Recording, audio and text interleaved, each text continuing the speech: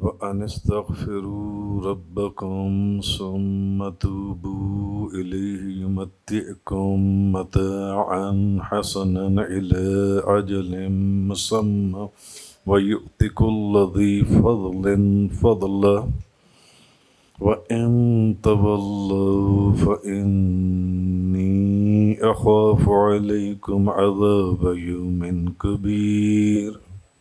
آج سورہ ہود کی آیت نمبر 3 سے بیان ہے، اور یہ کہ تم اپنے رب سے مغفرت طلب کرو اور اس کے سامنے توبہ کرو، وہ تم کو ایک مقرر مدت تک بہت اچھا فائدہ پہنچائے گا، اور ہر زیادہ نیکی کرنے والے کو زیادہ اجر عطا فرمائے گا۔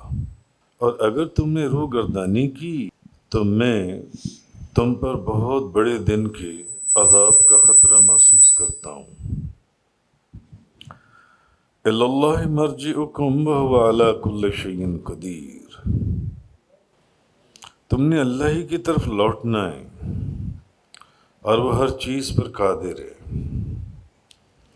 اب آج سورہ ہود کی آیت نمبر 3 اور 4 سے بیان ہے، اور یہ کہ تم اپنے رب سے مغفرت طلب کرو اور اس کے سامنے توبہ کرو، وہ تم کو ایک مقرر مدت تک بہت اچھا فائدہ پہنچائے گا، اور ہر زیادہ نیکی کرنے والے کو زیادہ اجر عطا فرمائے گا۔ اور اگر تم نے روح گردانی کی تو میں تم پر بہت بڑے دن کے عذاب کا خطرہ محسوس کرتا ہوں۔ تم نے اللہ ہی کی طرف لوٹنا ہے اور وہ ہر چیز پر قادر ہے۔ تو اس میں جو سب سے پہلی بات فرمائی گئی وہ یہ کہ تم اپنے رب سے مغفرت طلب کرو، اپنے رب سے مغفرت طلب کرو اور اس کی بارگاہ میں توبہ کرو۔ مغفرت طلب کرو اور اس کی بارگاہ میں توبہ کرو، یعنی جو پہلے گناہ جون سے ہیں وہ ہو گئے، اللہ تعالیٰ سے ان کے اوپر مغفرت طلب کی جائے کہ یا اللہ تو ہمیں معاف کر دے، اور آئندہ گناہ نہ کرنے کے لیے اس کے حضور اس کی بارگاہ میں توبہ کی جائے کہ مولا کریم میری توبہ قبول فرما، میں آئندہ گناہ نہیں کروں گا۔ گناہ نہ کرنے کا جو ان سے اللہ کی بارگاہ میں وعدہ کرے جو ان سے ہے، تو اللہ کی بارگاہ میں مغفرت، پہلی چیز یہ کہ تم اپنے رب سے مغفرت طلب کرو اور اس کے سامنے اس کی بارگاہ میں توبہ کرو، مغفرت کرو اور توبہ کرو۔ تو ایک حدیث میں حضرت ابو ہریرہ رضی اللہ تعالی عنہ بیان کرتی ہیں کہ اللہ کے رسول نے فرمایا 4 شخص جنت کے پاکیزہ باغوں میں ہوں گے۔ نبی کریم صلی اللہ علیہ وسلم نے فرمایا 4 بندے جنت کے پاکیزہ باغوں میں ہوں گے۔ جو شخص، پہلا بندہ تو جو شخص لا الہ الا اللہ پر مضبوط اعتقاد رکھے اور اس میں شک نہ کرے کہ اللہ کے سوا کوئی معبود نہیں ہے، اس کی وحدانیت کا اقرار کرے۔ تو پہلا شخص تو وہ ہے کہ جو لا الہ الا اللہ پر مضبوط اعتقاد رکھے اور اس میں شک نہ کرے، اور دوسرا جو شخص جب نیک کام کرے تو خوش ہو اور اللہ کی حمد کرے جب نیک کام کرے، اور وہ شخص تیسرا بندہ جو جب برا کام کرے تو غمگین ہو جائے اور اللہ سے استغفار کرے۔ پہلا بندہ جو لا الہ الا اللہ پر پورا یقین اور مکمل اعتقاد رکھے اور کوئی شک نہ کرے، دوسرا وہ بندہ کہ جب نیک کام کرے تو خوش ہو جائے نیک کام کرنے کے اوپر کہ یہ اس کو اللہ نے توفیق دی ہے نیک کام کرنے کی، اور اس کے اوپر اللہ کی حمد بیان کرے۔ اور پھر وہ شخص جو جب برا کام کرے تو برا کام کر کے وہ غمگین ہو جائے اور اللہ سے استغفار کرے۔ اور وہ شخص کہ جب اسے کوئی مصیبت پہنچے، چوتھا وہ بندہ چوتھا وہ بندہ کہ جب اس کو کوئی مصیبت پہنچے تو وہ کہے انا للہ و انا الیہ راجعون، اے اللہ ہم بھی تیرے ہیں، ہمیں بھی تیری ہی طرف واپس لوٹنا ہے۔ تو نبی کریم صلی اللہ علیہ وسلم نے فرمایا کہ یہ جو چار بندے ہیں، ایک لا الہ الا اللہ پر مکمل اعتماد رکھنے والا، دوسرا جو ان سے نیکی کر کر خوش ہونے والا، اللہ کی حمد بیان کرنے والا، اور تیسرا جو شخص جب برا کام کرے تو غمگین ہو جائے اور پھر استغفار کرے، اللہ سے معافی مانگے اپنے گناہ کے اوپر، اور وہ شخص کہ جب اس کو کوئی مصیبت پہنچے، کوئی تکلیف آئے، کوئی نقصان ہو جائے، یعنی کہ تو وہ کہے انا للہ و انا الیہ راجعون۔ نبی پاک صلی اللہ علیہ وسلم نے فرمایا یہ جو چار بندے ہیں نا، یہ جنت کے پاکیزہ باغوں میں ہوں گے، پاکیزہ باغوں میں ہوں گے، یہ چار بندے جو ان سے ہیں۔ تو اصل میں اس حدیث کے اندر جو تیسرا بندہ ہے، جو میں نے آپ کو یہ جو حدیث سنائی، جو تیسرا شخص ہے جو جب برا کام کرے تو غمگین ہو جائے اور اللہ سے استغفار کرے، تو اس آیت کے اندر بھی جو پہلے شروع میں سب سے پہلی بات فرمائی گئی وہ یہ کہ تم اپنے رب سے مغفرت طلب کرو اور اس کے سامنے توبہ کرو، اللہ کی بارگاہ میں توبہ کرو۔ تو اسی طرح ایک حدیث میں حضرت انس بن مالک رضی اللہ تعالی عنہ بیان کرتے ہیں کہ میں نے نبی کریم صلی اللہ علیہ وسلم کو یہ فرماتے ہوئے سنا ہے کہ اللہ تعالیٰ نے ارشاد فرمایا کہ اے ابن آدم، تو نے مجھ سے دعا کی اور دعا قبول ہونے کی امید رکھی تو میں نے تیری پچھلی سب خطائیں بخش دیں اور مجھے کوئی پرواہ نہیں ہے۔ تو نے مجھ سے دعا کی اور تو نے دعا قبول ہونے کی امید رکھی تو میں نے تیری پچھلی سب خطائیں بخش دیں اور مجھے کوئی پرواہ نہیں ہے۔ تو نے مجھ سے دعا کی اور پھر تو نے دعا کے قبول ہونے کی امید رکھی تو میں نے تیری ساری پچھلی خطائیں بخش دیں اور مجھے کوئی پرواہ نہیں ہے۔ اے ابن آدم، اگر تیرے گناہ آسمان کی بلندیوں کو پہنچ جائیں پھر تو مجھ سے استغفار کرے تو میں تجھے بخش دوں گا اور مجھے کوئی پرواہ نہیں ہے۔ اگر تیرے گناہ جو ان سے ہیں آسمان کی بلندیوں تک پہنچ جائیں اور پھر تو مجھ سے استغفار کرے تو میں تجھ کو بخش دوں گا اور مجھے کوئی پرواہ نہیں ہے۔ اور اے ابن آدم، اگر تو روئے زمین کے برابر بھی گناہ کر کے آئے، بس تو نے شرک نہ کیا ہو، اللہ کی وحدانیت کا تجھے اقرار ہو کہ بس ایک اللہ وہی میرا معبود ہے، اللہ کے سوا کوئی اور معبود نہیں ہے، اگر صرف ایک تو نے شرک نہ کیا ہو تو اگر تو روئے زمین کے برابر بھی گناہ کر کے تو آ جائے میرے پاس، تو بس تو نے شرک نہ کیا ہو تو میں تیرے پاس تمام روئے زمین جتنی مغفرت لے کر آؤں گا، تمام زمانے زمین جتنی، میں اتنی مغفرت تیرے پاس لے کر آؤں گا۔ اور میں نے آپ کے سامنے ایک حدیث بھی بیان کی تھی کہ نبی کریم صلی اللہ علیہ وسلم نے فرمایا کہ جو بندہ مغفرت جب طلب ہوتی ہے، معافی مانگی جاتی ہے تو ندامت ہوتی ہے تو کچھ شرم محسوس ہوتی ہے اللہ کی بارگاہ میں، کیوں میں نے گناہ کیے، پھر اس کے اندر انسان کی آنکھ سے آنسو نکلتا ہے۔ تو ایک حدیث میں نے عرض کی تھی کہ نبی کریم صلی اللہ علیہ وسلم نے فرمایا جو شخص اللہ کے خوف سے رویا اور اس کی آنکھ سے ایک آنسو اس کے چہرے کے اوپر آ کر گر گیا، اس کے چہرے پر آیا، بھلے وہ آنسو مکھی کے سر کے برابر ہو، اللہ تعالیٰ اس پر جہنم کی آگ حرام کر دیتا ہے، جہنم کی آگ اس کے اوپر حرام کر دی جاتی ہے۔ تو نبی کریم یہ حدیث حضرت انس بن مالک رضی اللہ تعالیٰ عنہ بیان کرتے ہیں، اور بصرہ کے اندر، عراق کا شہر بصرہ، ان کے مزار کے اوپر ہم نے حاضری دی حضرت انس بن مالک رضی اللہ تعالیٰ عنہ کے مزار کے اوپر کہ میں نے نبی پاک صلی اللہ علیہ وسلم کو یہ فرماتے ہوئے سنا کہ اللہ نے ارشاد فرمایا اے ابن آدم، تو نے مجھ سے دعا کی اور دعا قبول ہونے کی امید رکھی تو میں نے تیری پچھلی سب خطائیں بخش دیں اور مجھے کوئی پرواہ نہیں۔ اے ابن آدم، اگر تیرے گناہ آسمان کی بلندیوں کو بھی پہنچ جائیں پھر تو مجھ سے استغفار کرے تو میں تجھے بخش دوں گا اور مجھے کوئی پرواہ نہیں۔ اور کیوں؟ کیونکہ وہ ہر چیز پر قادر ہے، وہ جیسے چاہے اس کی مرضی ہے، اس کے فضل اور کرم کا بس دریا بہتا ہو تو وہ اپنی مخلوق کے اوپر وہ رحیم ہے، وہ کریم بھی ہے۔ تو اے ابن آدم، اگر تو تمام روئے زمین کے برابر بھی گناہ کر کے آئے، بس تو نے شرک نہ کیا ہو تو میں تیرے پاس تمام روئے زمین جتنی مغفرت لے کر آؤں گا، اتنی مغفرت لے کر آؤں گا۔ تو نبی کریم صلی اللہ علیہ وسلم، ایک بات سوچنے کی ہے، نبی کریم صلی اللہ علیہ وسلم تاجدار دو جہاں، آپ سے زیادہ عبادت گزار کون ہوگا؟ آپ سے زیادہ اللہ کی اطاعت کرنے والا کون ہوگا؟ آپ سے زیادہ اللہ کی عبادت کرنے والا اس کائنات میں کون ہوگا؟ مجھے بتائیے۔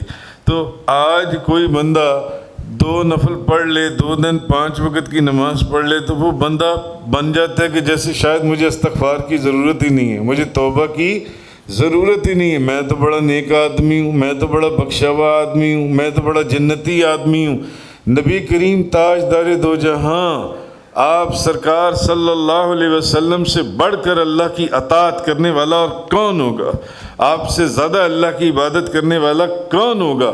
مگر اس کے باوجود آپ دن میں 70 مرتبہ سے بھی زیادہ اس کی بارگاہ میں استغفار کرتے تھے، 70 مرتبہ سے بھی زیادہ۔ حضرت ابو ہریرہ رضی اللہ تعالیٰ عنہ بیان کر فرماتی ہیں کہ میں نے رسول اللہ صلی اللہ علیہ وسلم کو یہ فرماتے ہوئے سنا، بخاری شریف کی حدیث ہے کہ میں ایک دن میں، حضرت ابو ہریرہ، کہ میں نے نبی کریم صلی اللہ علیہ وسلم کو یہ فرماتے ہوئے سنا ہے۔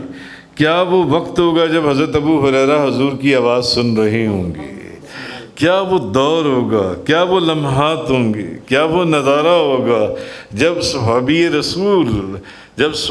رسول اللہ کے رسول کے سامنے بیٹھ کر ان کی آواز سن رہا تھا؟ کیا وہ نظارہ ہوگا؟ کیا وہ کیفیت ہوگی؟ خیر، حضرت ابو ہریرہ فرماتے ہیں میں نے اللہ کے رسول کو یہ فرماتے ہوئے سنا کہ میں ایک دن میں 70 مرتبہ سے زیادہ اللہ سے استغفار کرتا ہوں، 70 دفعہ سے زیادہ، اور اس کی طرف توبہ کرتا ہوں۔ نبی کریم صلی اللہ علیہ وسلم، حالانکہ نبی کریم صلی اللہ علیہ وسلم معصوم ہیں، معصوم یہ ہمارا عقیدہ ہے، اور نبوت سے پہلے اور نبوت کے بعد، نبوت سے پہلے اور نبوت کے بعد بھی کوئی صغیرہ یا کوئی کبیرہ ہونا سہون یا عمدن، بھول کر یا جان بوجھ کر، صورتاً یا حقیقتاً آپ سے صادر نہ تو کبھی ہوا، نہ اس کا تصور بھی نہیں کیا جا سکتا۔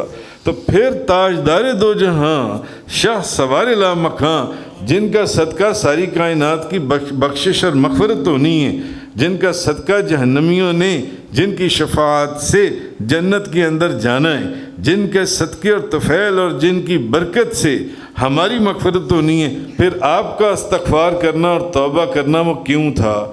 اس لیے کہ استغفار بذات خود ایک عبادت ہے۔ استغفار، اللہ سے معافی مانگتے رہنا، استغفار کرتے رہنا، یہ بذات خود ایک عبادت ہے۔ فسبح بحمد ربک واستغفر انہ کان توابا، آپ اپنے رب کی حمد کے ساتھ اس کی تسبیح کریں اور اس کا استغفار کریں اور اس سے استغفار کریں، بے شک وہ توبہ قبول کرنے والا ہے۔ تو استغفار کرنا بذات خود ایک عبادت ہے، اور آپ صلی اللہ علیہ وسلم کا توبہ اور استغفار کرنا اس لیے بھی تھا کہ اللہ تعالیٰ توبہ اور استغفار کرنے والوں سے محبت کرتا ہے۔ نبی کریم صلی اللہ علیہ وسلم کا استغفار کرنا، آپ کا توبہ کرنا، استغفار کرنا اس لیے بھی تھا کہ اللہ تعالیٰ توبہ اور استغفار کرنے والوں سے محبت کرتا ہے۔ سورۃ البقرہ کے اندر ہے ان اللہ یحب التوابین، بے شک اللہ توبہ کرنے والوں سے محبت کرتا ہے۔ تو استغفار جو ہے یہ بذات خود ایک عبادت ہے، استغفار جن سے۔ تو اس آیت کا شروع یہاں سے ہوا ہے، اور یہ کہ تم اپنے رب سے مغفرت طلب کرو اور اس کے سامنے توبہ کرو، اس کے سامنے توبہ کرو۔ تو اس آیت میں جو یہ فرمایا کہ تمہیں ایک مقرر مدت تک بہت اچھا فائدہ پہنچائے گا، جبکہ ایک اور آیت اور حدیث سے یہ معلوم ہوتا ہے کہ اللہ تعالیٰ دنیا میں کافروں کو خوشحالی میں رکھے گا اور مسلمانوں کو تنگ دستی میں رکھے گا۔ یہ قرآن اور حدیث سے یہ ساری چیزیں ہمیں ملتی ہیں، جس کا پہلے بھی مختلف ڈائریکشنز کے اندر بیان ہو چکا ہے۔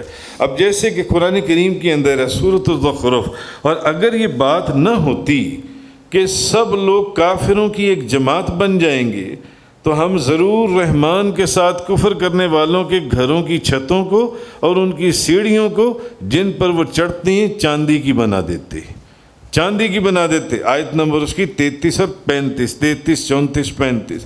اور ان کے گھروں کے دروازوں کو اور ان کے تختوں کو جن پر مسند آرائی کرتی ہیں چاندی کا بنا دیتے اور سونے کا، اور بے شک یہ دنیاوی زندگی کا سامان ہے اور اچھی آخرت آپ کے رب کے پاس ہے اللہ سے ڈرنے والوں کے لیے۔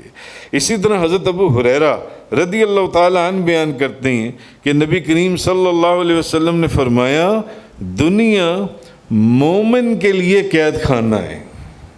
جو مومن بندہ ہے نا، مومن بندہ، ایمان والا، صاحب ایمان، دنیا اس کے لیے قید خانہ ہے۔ جیسے کسی کو جیل میں بند کر دو، کسی کو قید خانے کے اندر بند کر دو، دنیا مومن کے لیے نبی کریم صلی اللہ علیہ وسلم نے فرمایا دنیا مومن کے لیے قید خانہ ہے اور کافر کے لیے جنت ہے۔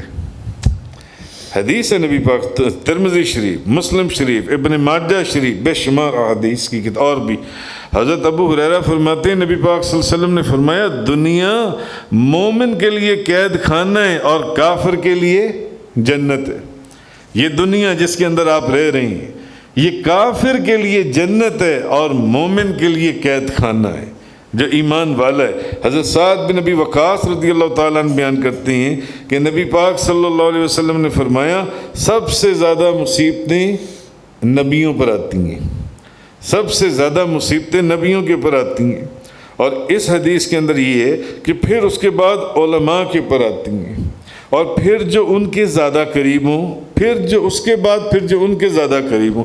اور ایک حدیث میں حضرت سعد بن ابی وقاص رضی اللہ تعالیٰ عنہ آپ بیان کرتے ہیں کہ میں نے عرض کیا، میں نے کہا یا رسول اللہ سب سے زیادہ مصیبت میں کون لوگ مبتلا ہوتے ہیں، وہ کون سے لوگ ہیں جن کے اوپر سب سے زیادہ مصیبتیں آتی ہیں؟ تو آپ نے فرمایا نبیوں پر۔ تو اس کے بعد پھر ان کے جو زیادہ مثل ہوں، یعنی جو نبیوں کے بعد پھر سب سے زیادہ اللہ کے قریب ہیں، اور پھر جو ان کے بعد جو ان سے زیادہ ان کے مثل ہوں۔ تو ہر شخص اپنی دینداری کے اعتبار سے نبی کریم صلی اللہ علیہ وسلم نے فرمایا کہ مصائب میں مبتلا ہوگا، مصائب کے اندر، اور اگر وہ شدت سے دین پر قائم ہو تو پھر اس کے اوپر مصیبتیں بھی اسی طرح، تکلیفیں بھی اسی طرح، پریشانیاں بھی اسی طرح آتی ہیں جو ان سے۔ تو یہ اس حدیث کا ایک حصہ ہے۔ تو اصل میں مسلمان جو ہے، مسلمان اس کا جو اصل مقصد ہے وہ یہ کہ اللہ تعالیٰ کی محبت جو ان سی ہے وہ مسلمان کی رضا ہوتی ہے، کہ اللہ کی محبت مجھے حاصل ہو جائے۔ اور یہ مسلمان کی جو ہے، مسلمان کی خواہش یہی ہے، صاحب ایمان کی، جو کسی مرتبے اور مقام کے اوپر یا جو قرآن اور حدیث کا علم رکھتے ہیں، جن کو اللہ تعالیٰ کی مرتبہ اور مقام عطا فرماتا ہے، کہ اللہ کی محبت مسلمان کی رضا ہوتی ہے، اور ان کے اوپر جو مصیبتیں آتی ہیں وہ ان سے پریشان نہیں ہوتے یا متنفر نہیں ہوتے، معاذ اللہ، یا خدا نخواستہ وہ ان مصیبتوں یا تکلیفوں سے، معاذ اللہ استغفر اللہ اور اس کے رسول سے یا اللہ اور اس کے رسول سے دور نہیں ہوتے۔ اس کی وجہ یہ ہے کہ ان مسلمان کی جو ہے اللہ کی محبت مسلمان کے لیے اس کی رضا ہوتی ہے، مسلمان کی جون سی ہے۔ کیونکہ اس کو یقین ہوتا ہے کہ یہ جتنی مصیبتیں آ رہی ہیں یہ اللہ کی طرف سے آ رہی ہیں، یہ اللہ کی طرف سے آ رہی ہیں۔ اور جس بندے، ایک بات یاد رکھیے گا کہ جس بندے سے محبت ہو نا، جس شخص، دنیا کے اندر آپ دیکھ لیں، وہ تو پھر خالق کائنات ہے، جس سے محبت ہو، جس کے محبت ہو، تو محبوب کے پاس سے، یہ تو علم والوں نے بھی کہہ دیا کہ محبوب کے پاس سے جو بھی تکلیف یا رنج اور غم، جو بھی تکلیف یا مصیبت آئے، وہ ان کے رنج یا غم کا باعث نہیں ہوتی، بلکہ وہ خوشی کا باعث ہوتی ہے۔ کیوں؟ کیونکہ وہ یہ سمجھتے ہیں کہ یہ میرے اللہ کی طرف سے ہے، یہ میرے محبوب کی طرف سے، یہ میرے، اس میں بڑی مثالیں کتابوں کے اندر جو بزرگوں نے لکھی، اولیاء کرام نے لکھی، مگر وہ ایک دوسرا پھر موضوع شروع ہو جائے گا کہ محبوب کی جو تکلیف ہے وہ تکلیف نہیں ہوتی، محبوب کی طرف سے آئی ہوئی کوئی پریشانی، کوئی مصیبت نہیں ہوتی، وہ جو سچا محبت کرنے والا ہے اس کے لیے رحمت ہوتی ہے، اس کے لیے برکت ہوتی ہے، اس کے لیے اس کے اندر خوشی ہوتی ہے، وہ اس کے اندر خوش ہوتا ہے۔ اور کیوں؟ کیونکہ وہ یہ سمجھتا ہے کہ یہ ہو سکتا ہے میرے محبوب کی طرف سے میرا امتحان ہو، میری آزمائش ہو جان سے، مگر یہ مقام اور یہ مرتبہ یہ کامل لوگوں کا ہے، جو محبوب کی طرف سے ہر آئی ہوئی مصیبت کے اوپر، ہر آئی ہوئی تکلیف کے اوپر بجائے رنج اور غم کرنے کے وہ خوشی کا اظہار کرتے ہیں کہ یہ محبوب کی طرف سے، وہ صبر بھی کرتے ہیں اور اس کا شکر ادا بھی کرتے ہیں۔ یہ کامل لوگوں کا مقام ہے۔ اور جو عام مسلمان ہیں، عام مسلمان بھی، وہ تو تھے کامل لوگ، عام مسلمان بھی جو ہیں وہ بھی ان مصیبتوں کے اوپر، جو مسلمان ہو، صاحب ایمان ہو، اس کو یہ یقین ہوتا ہے، جیسے کہ احادیث میں، کہ یہ مصیبتیں ان کے گناہوں کا کفارہ ہے۔ ایک کانٹا لگ جائے تو ایک گناہ معاف ہو جاتا ہے، ایک دن کا بخار ہو جائے تو 1 سال کے گناہ معاف ہو جاتی ہیں۔ تو جو عام جو مسلمان ہیں وہ بھی یہ سمجھتے ہیں کہ ان کے اوپر اگر کوئی مصیبت آ گئی ہے، کوئی تکلیف آ گئی ہے، کوئی پریشانی آ گئی ہے، محبوب کی طرف سے آئی ہے، تو یہ اس کے شاید گناہوں کا کفارہ ہو، یہ اس کے گناہوں کا کفارہ ہو۔ مگر کامل لوگ جو ہیں ان کے انداز ہی کچھ اور ہوتے ہیں، ان کے معاملات ہی کچھ اور ہوتے ہیں۔ تو عام لوگ بھی یہ سمجھتے ہیں، صاحب ایمان لوگ، کہ اس سے ہمارے گناہ جو ان سے وہ مٹ رہے ہیں، یا ہمارے گناہ جو ان سے وہ صاف ہو رہے ہیں۔ اسی طرح سورۃ النحل کے اندر، جیسے اللہ تبارک و تعالیٰ نے سورۃ النحل کی آیت نمبر 96 کے اندر یہ فرمایا کہ جو تمہارے پاس ہے نا، جو تمہارے پاس ہے یہ سب ختم ہو جائے گا، اور جو اللہ کے پاس ہے یہ باقی رہے گا۔ جو کچھ تمہارے پاس ہے یہ سب ختم ہونے والا ہے، یہ سب ختم ہو جائے گا، باقی جو کچھ رہے گا وہ اللہ کے پاس ہے۔ البتہ جن لوگوں نے عیش و آرام کی کمی یا مصیبتوں کے اوپر صبر کیا، ہم ان کو ضرور ان کے بہترین نیک کاموں پر اجر عطا فرمائیں گے۔ تو اللہ نے فرمایا کیا کہ جو تمہارے پاس ہے یہ ختم ہو جائے گا، اور جو اللہ کے پاس ہے وہ باقی رہے گا۔ اچھا، مسلمان کی تو کیفیت یہ ہے، ایمان والوں کی تو کیفیت یہ ہے، اس میں نے آپ کو 2 کیٹیگریز بتائیں، ایک کامل لوگوں کی اور ایک عام لوگوں کی، کہ عام لوگوں کے اوپر جب مصیبتیں اور تکلیفیں یا پریشانیاں آتی ہیں تو ان کی کیفیت کیا ہوتی ہے، اور جو کامل لوگ ہیں یا اللہ کے خاص لوگ ہیں، اللہ کے بندے یا اللہ کے قرب کے اندر ہیں، ان کی کیفیت کیا ہوتی ہیں۔ لیکن کافر اور مشرک، آپ نے دنیا میں دیکھا ہوگا کہ کافر اور مشرک آپ دیکھتے ہوں گے، اکثر آپ دیکھتے، یار دیکھو نا، یہ بندہ نماز بھی نہیں پڑھتا، یہ بندہ زکوٰۃ بھی نہیں دیتا، یہ رمضان کے روزہ بھی نہیں رکھتا، یار دیکھو ان کو تو اللہ نے بڑی دولت دی ہوئی ہے۔ ایسا ہوتا ہے نا، بڑی ہم اکثر لوگوں سے باتیں یہ سنتے ہیں، یار دیکھو یہ تو نماز بھی نہیں پڑھتا، ہاں یہ تو روزے بھی نہیں رکھتا، یہ تو اللہ کا کوئی نام بھی نہیں لیتا، بڑی دولت ہے اس بندے کے پاس جو سی ہے۔ پھر ان سے بھی اوپر چلے جائیں تو پھر جو کافر اور مشرک لوگ ہیں ان کے پاس اس سے بھی زیادہ دولت ہے، ان سے بھی اوپر چلے جائیں، اوپر جو یہود و نصارہ ان کے پاس دیکھنے کتنی دولت ہے، جو ان سے جتنی دولت آج جیوز کے پاس ہے، کتنا پیسہ ہے ان کے پاس، دنیا کے اوپر وہ بظاہر حکمرانی کر رہے ہیں جو ان سے۔ تو خیر آپ نے دیکھا ہے دنیا کے اندر کافر جو ہیں، مشرک جو ہیں، یا جو جتنا بھی بظاہر آپ کو ایسے لگتا ہے دین سے دور ہو، وہ بڑا مال اور دولت کے اندر بڑی اس کے پاس مال و دولت کی فراوانی ہوتی ہے، لیکن اس کے باوجود ان کی حالت یہ ہوتی ہے کہ ان کو ہر وقت یہ پریشانی لاحق رہتی ہے، ایک پریشان رہتا، کہیں ہم سے ہماری دولت چھین نہ جائے، ہم سے کوئی وہ جتنا بندہ جتنا مالدار ہوگا اتنے اس کے باڈی گارڈ ہوں گے، اتنی اس کے دشمن بھی ہوں گے، اتنی اس کی چابیاں ہوں گی، اتنے اس کی پریشانیاں، کبھی انکم ٹیکس کا خرچہ، کبھی ڈاکوؤں سے ڈر، انکم ٹیکس کا ڈر، کیا فلانے لوگ نہ آ جائیں جون سے۔ اچھا، پھر کافر کا یہ ہے کہ اس کی سوچ یہ ہوتی ہے کہ اس کے پاس جو کچھ بھی ہے وہ بس اسی دنیا میں ہے، جو کرنا ہے یہاں کر لو، آگے کچھ بھی نہیں ہے۔ لیکن مومن جو ہے اس کی سوچ یہ نہیں ہوتی، اسی لیے وہ اس دنیا کے مصائب اور آلام اور تکلیفیں برداشت کر لیتا ہے۔ کیوں؟ اس کو پتہ ہے کہ یہ دنیا جو سا یہ مومن کے لیے قید خانہ ہے اور کافر کے لیے جنت ہے۔ ہمارا اصل گھر آگے ہے، ہمارا اصل گھر آگے ہے، اور وہاں، اور ہر بندہ اپنے گھر کو ہی بہترین بناتا ہے نا، کہ میرا گھر بہترین۔ مومن کو تو پتہ ہے میرا اصل گھر آگے ہے، یہ گھر ہے ہی نہیں۔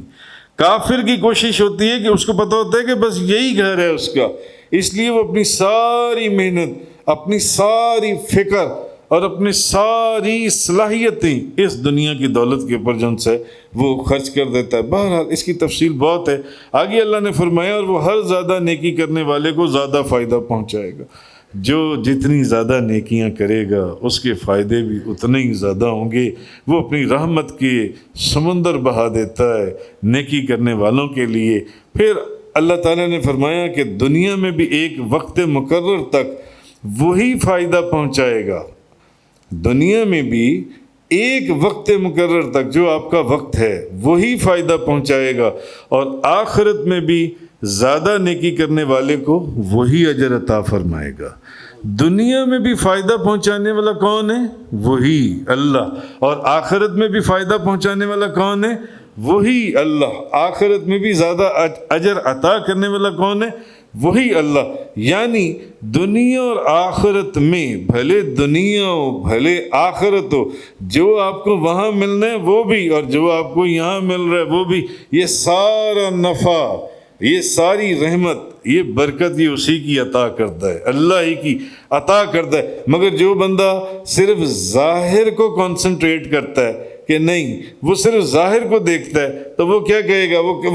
وہ جب سورج کی روشنی کو دیکھے گا تو وہ کہے گا کہ سورج نے روشنی دی، سورج نے روشنی دی۔ اور جب سبزہ اور باغات کی ہریالی کو دیکھے گا تو کہے گا کہ بارش کی وجہ سے بڑا سبزہ ہوا، بڑی کھیتی ہوئی، بڑے باغات زبردست ہوئے۔ لیکن جس کی نظر حقیقت یا اس خالق کی کائنات کی طرف ہوتی ہے، وہ کیا کہتا ہے کہ سورج نے روشنی دی؟ نہیں، وہ کہتا ہے کہ اللہ نے روشنی دی۔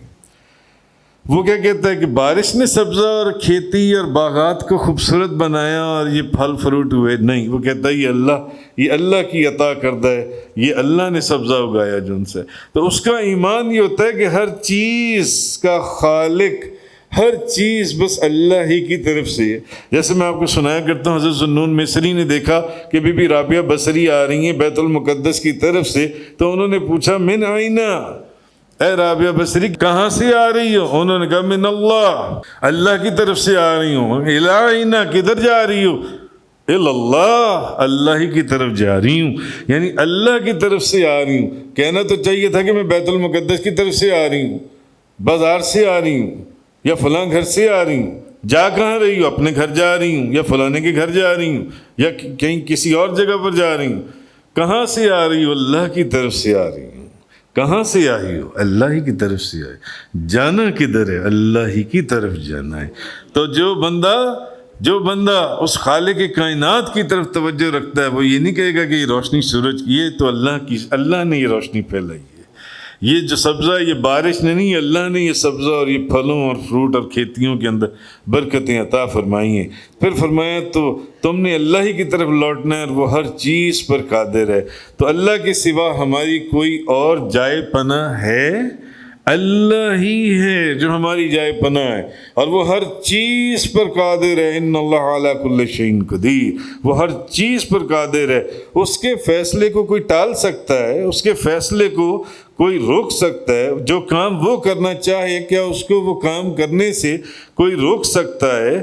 کوئی وہ روک نہیں سکتا۔ تو جب ایسے زبردست حاکم اور مالک کے سامنے ہم نے پیش ہونا ہے، اور پھر ہمارے عیب تھوڑی ہیں، ہمارے عیب بہت زیادہ ہیں، ہمارے گناہ تھوڑے ہیں، ہمارے گناہ بہت زیادہ ہیں، تو پھر اس کا مطلب ہے کہ ہماری نجات بہت مشکل ہے، بہت مشکل ہے، اور اس نے فیصلہ کرنا ہے جو ان سے فیصلہ۔